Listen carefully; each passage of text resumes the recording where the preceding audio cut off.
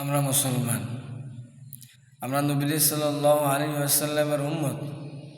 আমাদের রব আল্লাহ, আমাদের দিন ইসলাম, আমাদের আখলাক, আমাদের চরিত্র, আমাদের ব্যবহার, আমাদের কথাবার্তা হওয়ার কথা ছিল নবী সাল্লাল্লাহু আলাইহি ওয়াসাল্লামের মতো।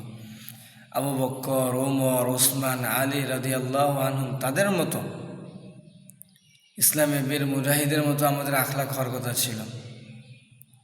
আমাদের আখলাক, চরিত্র, ব্যবহার সবগুলো সুন্দর থেকে সুন্দর হওয়ার কথা ছিল।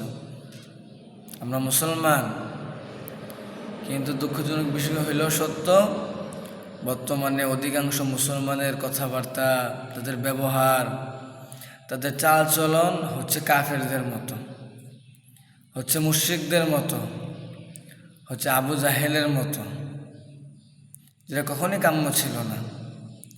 মুসলমানরা কখনই এমন ছিল না, যেমনটা আমরা এখন।